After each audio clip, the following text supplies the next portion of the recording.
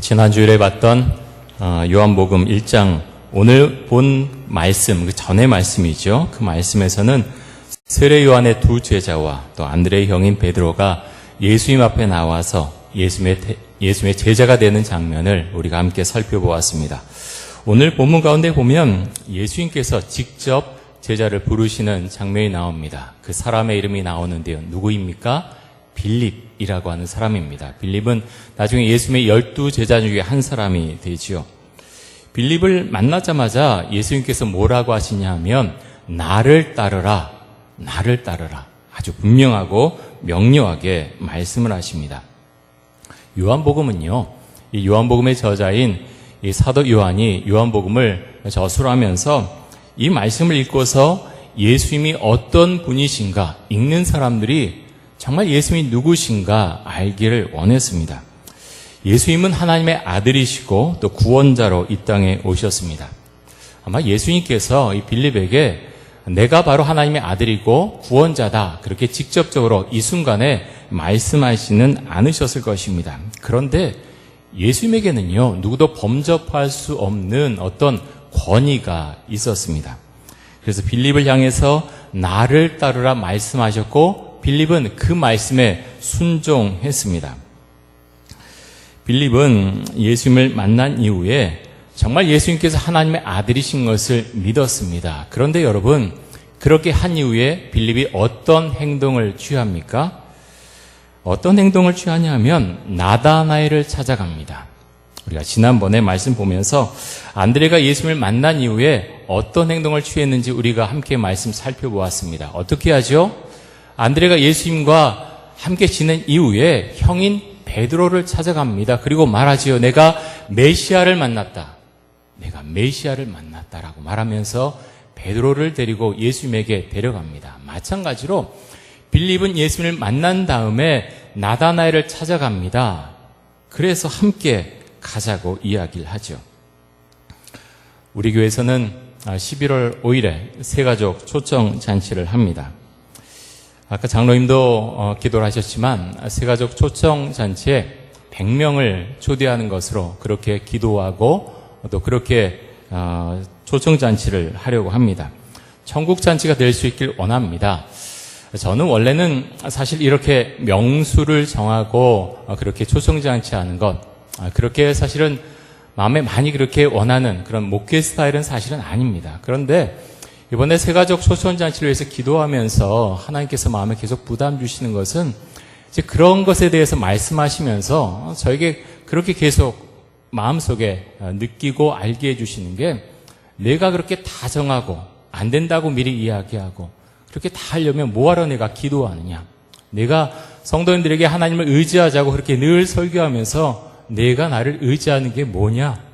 저에게는 그렇게 하나님께서 계속해서 부담감을 주셨습니다. 그래서 제가 기도하는 중에 주님, 제가 순종하겠습니다. 이유는 저는 모릅니다. 제가 할 수 있는 것 없습니다. 여러분이 할 수 있는 것, 저 사실 능력은 제한적인지 모르겠습니다. 제가 이렇게 말씀드리면 목사님, 왜 그렇게 무리하게 그렇게 목표를 잡으세요? 안 되는데 왜 그렇게 말씀하세요? 그렇게 생각하신 분이 계실지 모르겠습니다. 우리가 주 앞에 기도하면서 나아갔으면 좋겠습니다. 어떤 100명이라는 숫자를 채우기 위해서 안 되는 걸 억지로 저는 그렇게 우리가 새가족 초청잔치를 준비하고 싶지는 않습니다. 정말 축제가 되었으면 좋겠고요. 천국 잔치가 되었으면 좋겠습니다. 하지만 우리가 이를 위해서 거룩한 부담을 가지고 기도하면 좋겠습니다. 하나님, 저에게는 무엇을 말씀하십니까? 안드레와 빌립이 메시아를 만난 이후에 어떻게 행했는지 하나님 저에게 말씀해 주시고 제 마음에 주님 주께서 인도해 주시길 원합니다. 우리가 주 앞에 기도했으면 좋겠습니다. 여러분, 제 마음속에 그런 마음이 있습니다. 하나님께서 저에게 뭔가 자꾸 말씀하시려나 보다 그런 생각을 요즘 많이 하고요. 우리 이촌동 교회에 하실 말씀이 있으신가 보다. 요즘 그런 생각, 그런 주님의 음성을 마음속으로 종종 듣습니다. 여러분, 메시아이신 예수님을 정말로 만나셨습니까? 우리에게는 안드레나 빌립 같은 모습이 필요합니다. 메시아를 만난 내가 우리의 가족들, 나의 친한 친구들 초청하는 것 너무나 당연한 일입니다. 또 때로는 바울처럼 나가서 내가 알지 못하는 사람들에게 가서 주의 말씀을 내가 부끄러워하지 않고 전하는 것 우리에게 필요한 신앙인의 모습입니다. 하지만 억지로 그렇게 할 수는 없겠죠. 오늘 본문 말씀을 보면서 그러면 주님께서 나에게는 우리 공동체는 뭐라고 말씀하시는가? 좀 더 본문 속으로 한번 들어가 보도록 하겠습니다. 빌립은 나다나엘을 찾아가서 예수에 대해서 이렇게 설명합니다. 45절을 보겠습니다. 빌립이 나다나엘을 찾아 이르되 모세가 율법에 기록하였고 여러 선지자가 기록한 그 일을 우리가 만났으니 요셉의 아들 나사렛 예수니라. 빌립이 예수에 대해서 세 가지로 설명을 합니다. 첫 번째, 이 예수는 모세와 여러 선지자가 기록한 바로 그 메시아다라는 거고요.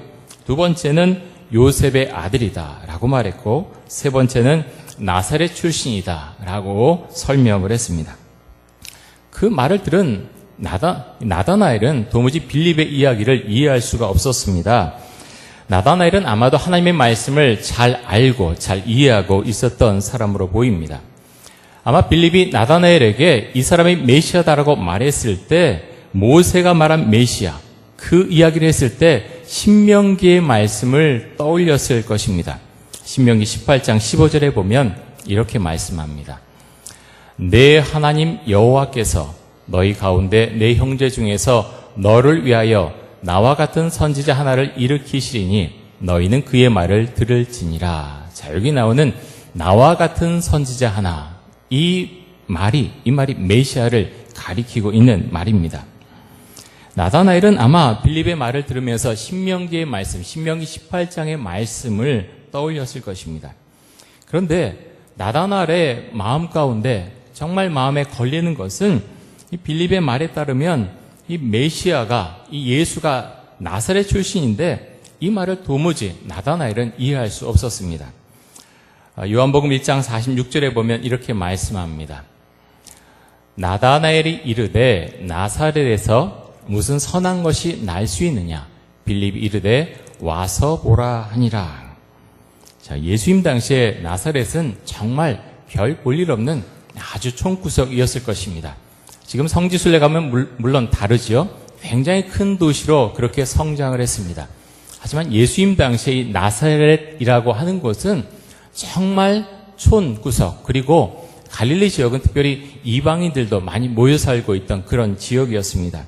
그런 곳에서, 그런 나사렛에서 어떻게 메시아가 날 수 있겠는가?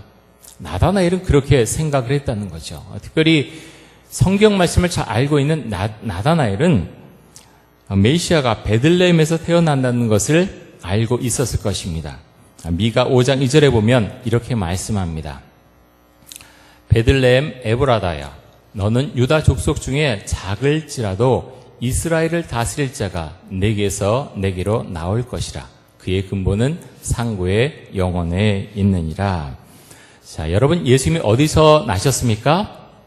베들레헴이죠. 베들레헴입니다. 예수님 베들레헴에서 나셨는데 헤롯이 핍박하니까 애굽으로 잠깐 피신하셨다가 다시 온 곳이 나사렛이었습니다. 그래서 어렸을 때부터 나사렛에서 자라오셨습니다. 그래서 예수에게 붙인 이름이 나사렛 출신이다. 그래서 나사렛 예수, 그렇게 이름을 붙였다고 하는 거죠. 하지만 나다나엘은 그 사실을 잘 모르고 있었습니다. 예수님께서 베들레헴 출생이라고 하는 것을 잘 모르고 있었죠. 이 나다나엘의 반응에 대해서 빌립이 이렇게 대답합니다. 뭐라고 이야기하죠? 와서 보라. 와서 보라. 예수님께서 안드레와 다른 제자에게 하셨던 말씀 그대로 합니다. 와서 보라 하고 그들과 함께 관계를 맺으시고 그들과 함께 있으셨습니다. 마찬가지 이야기를 빌립도 지금 나다나엘에게 하고 있습니다. 어떻게 나사렛에서 메시아가 날 수 있느냐? 그렇게 물어봤을 때 다른 이야기 설명하지 않고 와서 직접 메시아, 예수를 만나봐라 라고 이야기를 합니다. 나다나엘이 예수님에게 다가갑니다. 그러자 예수님께서 그를 보자마자 이렇게 말씀하시죠. 그는 정말로 이스라엘 사람이로다. 그 속에 간사한 것이 없다. 자, 보자마자 예수님께서 나다나엘을 향해서 그렇게 말씀을 하십니다. 나다나엘이 예수님께 이렇게 묻지 어떻게 저에 대해서 그렇게 잘 아십니까? 48절을 보겠습니다. 요한복음 1장 48절 나다나엘이 이르되 어떻게 나를 아시나이까? 예수께서 대답하여 이르시되 빌립이 너를 부르기 전에 내가 무화과 나무 아래 있을 때에 보았노라. 자, 무화과 나무 아래 있었다고 하는 것은 이 무화과 나무 밑에 있는 그늘은 책을 읽거나 명상하기에 좋은 자리입니다. 아마도 빌립이 나다나엘을 부르기 전에 이 나다나엘은 무화과 나무 아래에서 명상을 하고 있었거나 기도하고 있었거나 아니면 토라 말씀을 읽고 있었을 것입니다. 그것을 예수님께서는 초자연적인 능력으로 이미 알고 계셨던 것이죠. 자, 예수님께서 이렇게 말씀하시자 나다나엘이 어떤 반응을 보입니까? 49절에 보면 이렇게 말씀합니다. 나다나엘이 대답하되 랍비여 당신은 하나님의 아들이시요 당신은 이스라엘의 임금이로소이다. 자, 나다나엘이 예수님을 만난 지 얼마나 됐습니까? 진짜 얼마 되지 않았습니다. 몇 마디 나눴을 뿐입니다. 그런데 나다나엘은 그렇게 고백합니다. 당신은 랍비여 당신은 하나님의 아들이십니다. 당신은 이스라엘의 임금이십니다. 라고 그렇게 말합니다. 여러분 어떻게 이렇게 할 수 있었을까요? 물론 나다나엘은 예수님께서 이전에 예수님을 만나기 전에 그 전에 자신의 행적에 대해서 말씀하시는 예수님의 초능력적인 정말 초자연적인 그런 모습을 보면서 이분은 보통 분이 아니구나 라고 생각했을 것입니다. 하지만 그렇다고 해서 당장 메시아라고 고백하기는 어려웠을 것입니다. 뭔가 정말 자신도 알지 못한 어떤 영적인 힘이 나다나엘에게 말씀하셨을 것이라고 생각이 됩니다. 나다나엘은 예수님의 말씀 한마디에 예수님에 대해서 바로 알아봅니다. 하지만 많은 사람들이 다 그런 것은 아니죠. 수많은 이적을 예수님께서 사람들 앞에서 수많은 이적을 베풀어 주셨습니다. 그런데 그 이적을 본 사람들이 모두 예수님을 잘 믿었습니까? 그렇지 않죠. 예수님을 다 잘 믿지 않았습니다. 그 이적을 본 사람들 중에는 아마 서기관들, 바리새인들, 장로들이 그 안에 포함되어 있었을 것입니다. 그런데 다른 반응을 보이죠? 어떤 반응을 보입니까? 이 사람들은 예수님께서 베푸시는 이적을 봤지만 예수님을 믿기는커녕 예수님을 죽이고자 합니다. 아주 극명한 반응을 보이고 있습니다. 여러분 예수님을 만난다고 하는 것은 정말 신비한 체험입니다. 여러분 어떻게 예수님을 만나셨습니까? 예수님을 만날 수 있는 가장 정확한 분명한 방법은 성경 말씀을 읽는 것입니다. 하지만 성경 말씀 읽는 모든 사람들이 예수를 만나지는 않지요. 어떻게 해야 예수를 만날 수 있습니까? 하나님께서 성경을 읽는 그 사람의 마음을 열어주셔야 됩니다. 설교 말씀을 듣는 사람들의 마음을 열어주셔야 됩니다. 제가 이렇게 말씀드리면 어떤 분들은 목사님 저 잘 기도할 줄 모르는데요. 그러면 어떻게 기도해야 됩니까? 그렇게 반문하신 분이 계실지 모르겠습니다. 어떻게 기도해야 됩니까? 아주 간단합니다. 어렵지 않습니다. 성경 읽으실 때 하나님 제가 하나님을 아직 잘 모릅니다. 만약 하나님께서 이 세상을 창조하시고 이 세상을 지금도 다스리시고 저를 보고 계시다면 마음의 문을 열어주옵소서. 예수님이 메시아라는 것을 나를 위해서 이 땅에 오셨다고 하는 것을 믿게 하여 주옵소서. 그렇게 기도하시고 말씀을 읽으십시오. 그렇게 나아갈 때 하나님께서 여러분의 마음을 열어주실 것입니다. 성경 속에 보면 많은 사람들이 예수님을 쫓아다닙니다. 이들 중에 많은 사람들은 하지만 자신이 얻고자 하는 것을 위해서 예수님을 따라다녔습니다. 어떤 목적이 있었다고 하는 거죠. 특별히 5병이어의 이적과 7병이어의 이적이 있은 다음에 많은 사람들이 예수님을 따라왔습니다. 근데 이들이 정말로 원했던 것은 생명을 주시는 예수님의 말씀이 아니라 눈에 보이는 떡이었습니다. 눈에 보이는 뭔가를 얻고 싶어 했다고 하는 것입니다. 그래서 이들은 예수님을 자신들의 왕으로 삼고자 했습니다. 하지만 예수님 이들을 위해서 혼자 산에 가서 어떻게 하셨습니까? 기도하셨다라고 말씀하십니다. 여러분 우리가 살아가는 이 시대에도 교회 밖에서, 아니 심지어 교회 안에 와도 말씀 속에 나오는 이 예수님 주변에 있던 사람들처럼 뭔가를 원해서 예수님께서 주시는 떡을 기대하고 따라가는 그런 사람들도 있습니다. 요한복음 6장 26절과 27절에 보면 이렇게 말씀합니다. 예수께서 대답하여 이르시되 내가 진실로 진실로 너희에게 이르노니 너희가 나를 찾는 것은 표적을 본 까닭이 아니요 떡을 먹고 배부른 까닭이로다. 썩을 양식을 위하여 일하지 말고 영생하도록 있는 양식을 위하여 하라. 이 양식은 인자가 너희에게 주리니 인자는 아버지 하나님께서 인치신 자니라. 아멘. 자, 여기 말씀 가운데서 영생하도록 있는 양식은 무엇입니까? 영생하도록 있는 양식은 좀 좋게 보면 예수님께서 주시는 말씀입니다. 예수님께서 주시는 말씀 가운데 영생하도록 있는 양식이 있다는 거죠. 하지만 다른 면으로 봤을 때 이 영생하도록 있는 양식은요, 예수님 자체입니다. 예수님께서 말씀하시기를 나는 생명의 떡이다. 이렇게 말씀을 하셨습니다. 계속해서 요한복음 6장 28절과 29절에서 이렇게 말씀하시는데요. 우리 같이 한번 읽어보겠습니다. 같이 읽습니다. 시작.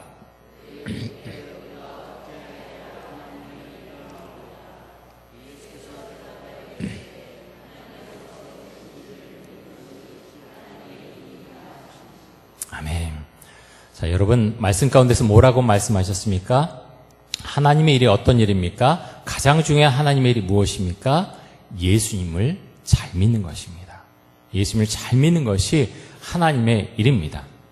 우리 잘못 생각하면 어떤 큰 프로젝트를 세우고 정말 거창하게 일해야 내가 하나님의 일을 잘했다 그렇게 말할지 모르지만 그것이 아니라는 것입니다. 가장 중요한 하나님의 일은 예수님을 잘 믿는 것, 예수님을 잘 믿는 것이 하나님의 일이라고 말씀하고 있습니다. 오늘 설교 제목이 나를 따르라입니다. 예수님을 따르라는 거죠. 저는 이 제목을 보고 또 말씀을 묵상하면서 제가 설교 준비하다가 이 부분에서 멈춰서서 한참 동안을 원고를 쓰지 못했습니다. 왜 그러냐면 뭐라고 이제 우리 성도님들에게 이 말씀에 대해서 설명을 드려야 될까 하면서 적당한 그런 생각이 나지 않았기 때문입니다. 그래서 제가 좀 찬양을 들어야 되겠다 생각하고 유튜브 들어가서 찬양을 들으려고 하다가 유튜브에 떠 있는 어떤 영상이 있는데 이용규 선교사님이 어떤 집회에서 말씀하시는 게 설교 영상이었습니다.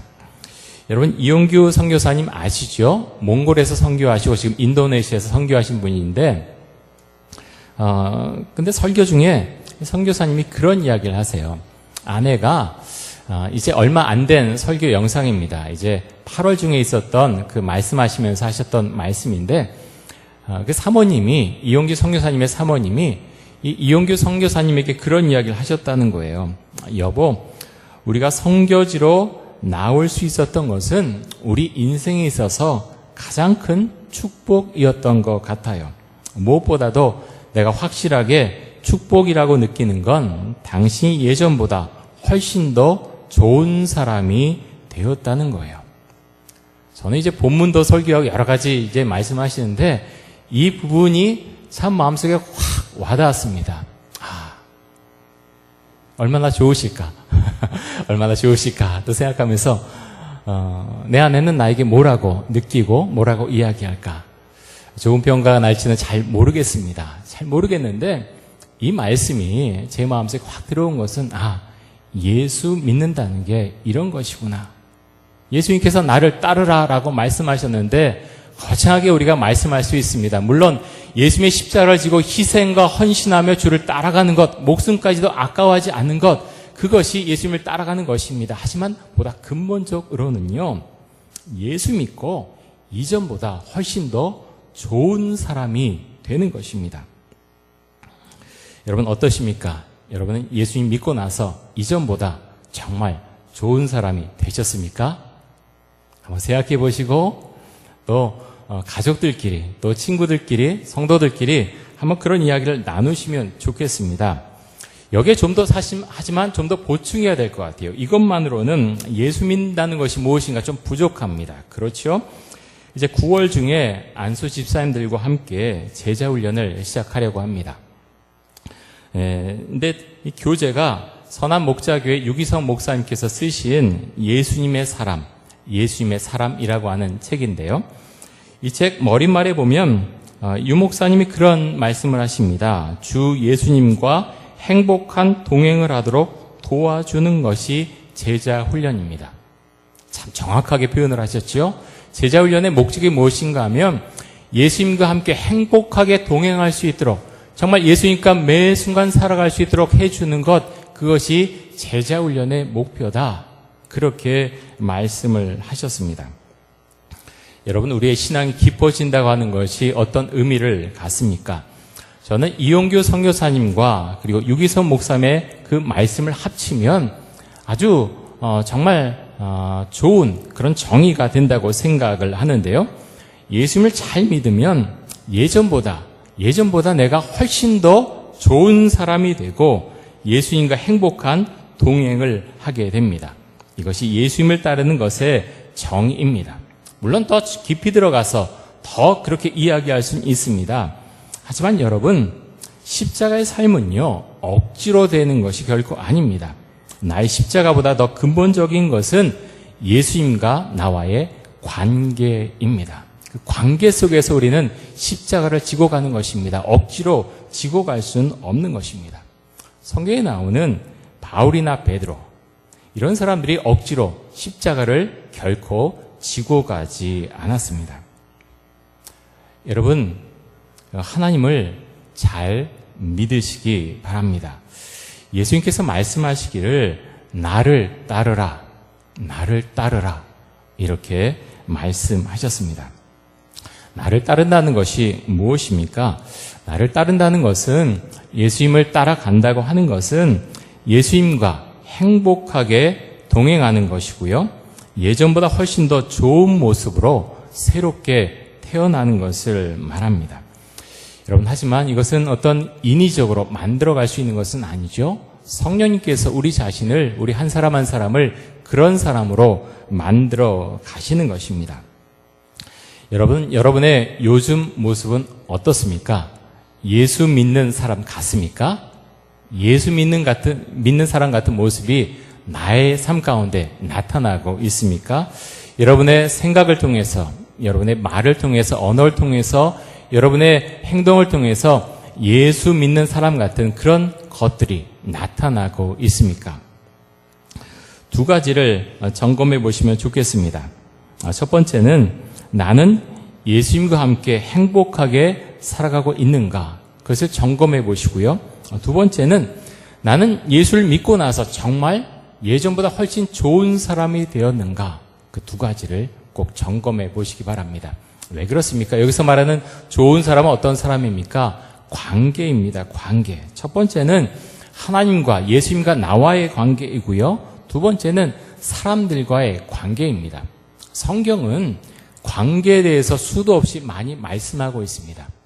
하나님과 우리 사이에, 인간들 사이에 죄가 있어서 그 관계가 끊어졌습니다. 그런데 그것을 잇기 위해서 누가 오셨습니까? 예수님께서 이 땅에 화목제물로 이 땅에 오셔서 십자가에 우리의 죄를 위해서 십자가에 못 박혀 돌아가심으로 말미암아 하나님과 우리의 관계가 회복될 수 있도록 그렇게 해 주셨습니다. 여러분, 우리가 하나님을 믿고 살아가는 것, 먼저 이 부분을 분명히 할 수 있길 원합니다.